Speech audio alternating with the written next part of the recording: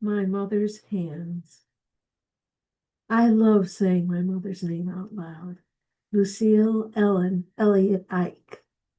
She called me her favorite daughter. Then again, I was her only daughter.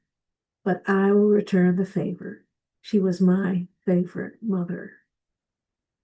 She died a long time ago, in 1987, when she was 70 and I was 36. Several years after she died, I realized that when I was remembering what she looked like, I was actually remembering different photos of her. It seemed like I couldn't remember what she had looked like through my own eyes. And that made her seem even farther away than she had been. And I hadn't thought that was possible. But then I remembered her hands, and there are no photographs of them. Her hands weren't very meaty. They were thin, and you could see the veins and bones through the backs of them. Her fingers were long and slender. She would file her nails just a little bit beyond the tips of her fingers into graceful ovals.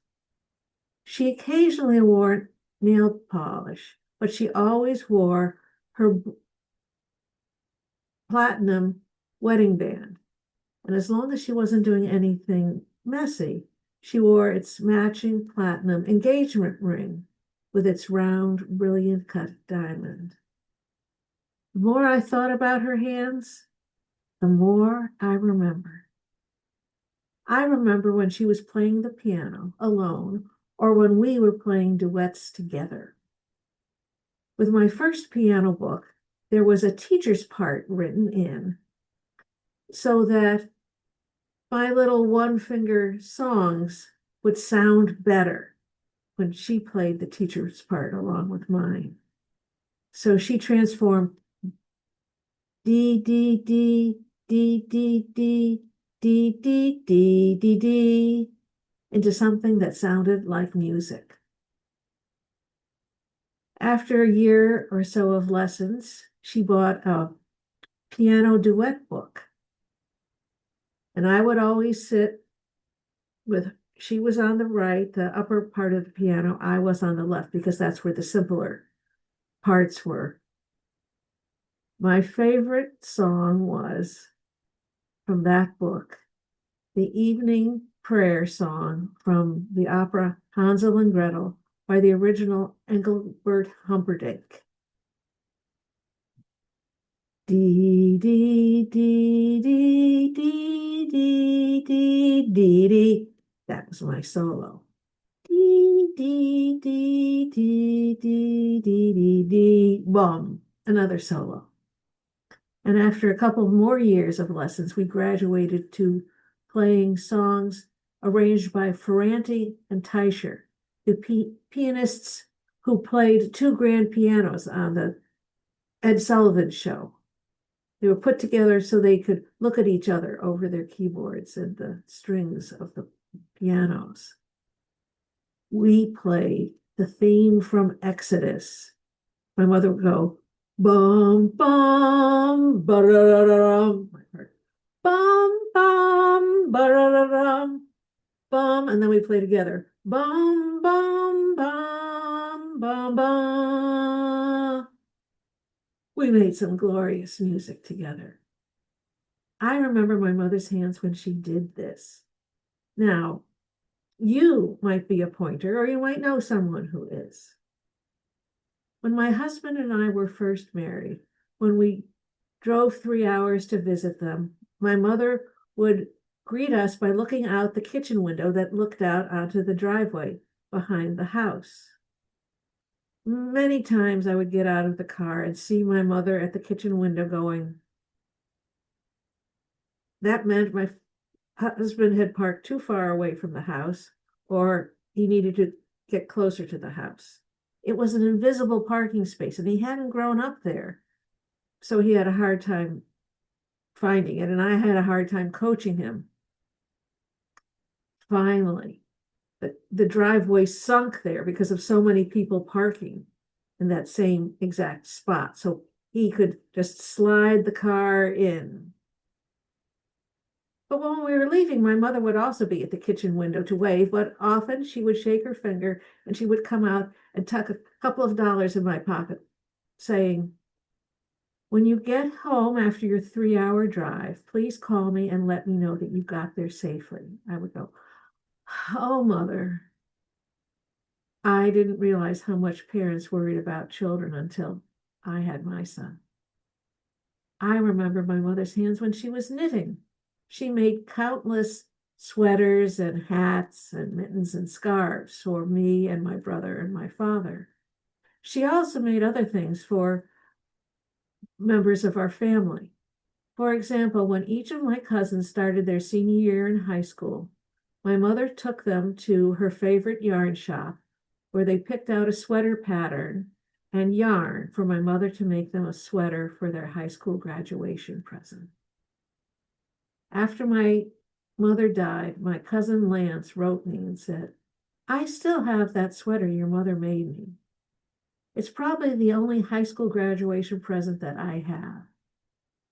Whenever it's cold and I need to wear something warm, the handiwork of Aunt Seal warms my body and soul."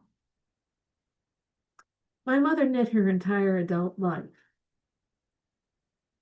Then my father got cancer. She continued knitting. When she called us to say that my father was going into the hospital, probably for the last time, I said, "Do you have anything to knit?" She said, "No." I said, "Well, stop at some yarn shop and get some ball of yarn and start knitting a scarf. You'll need it." And so she did. And she knit through that hospital visit and continued knitting after he died.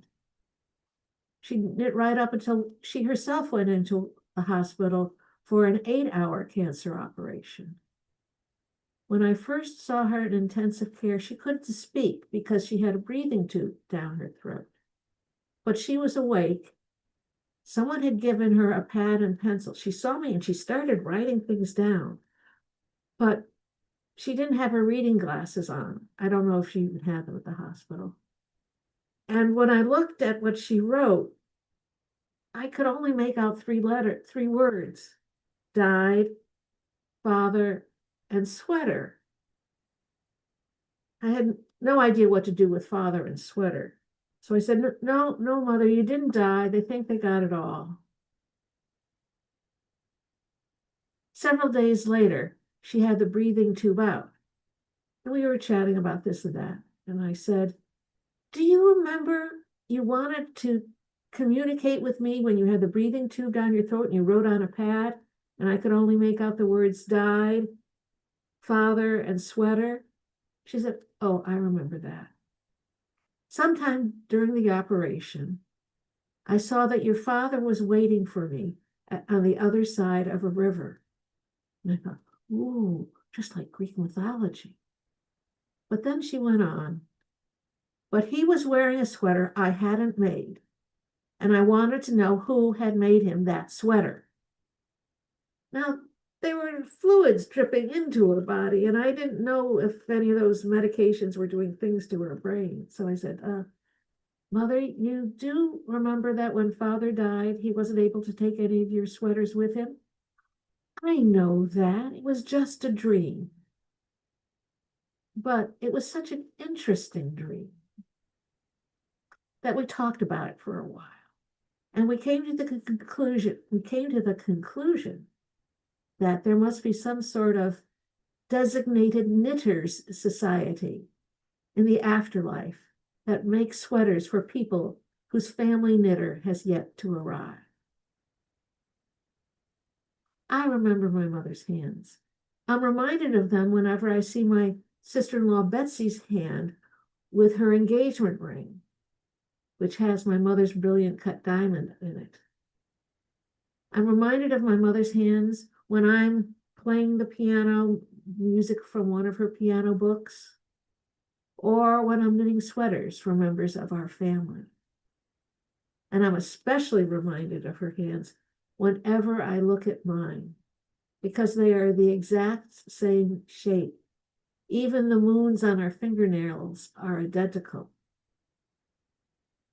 And now that I'm older than she was when she died, you can see the veins and bones on the backs of my hands. So it doesn't bother me anymore that when I'm remembering what my mother looked like, I'm actually remembering photographs. Because you see, because of these stories, I know I remember my favorite mother.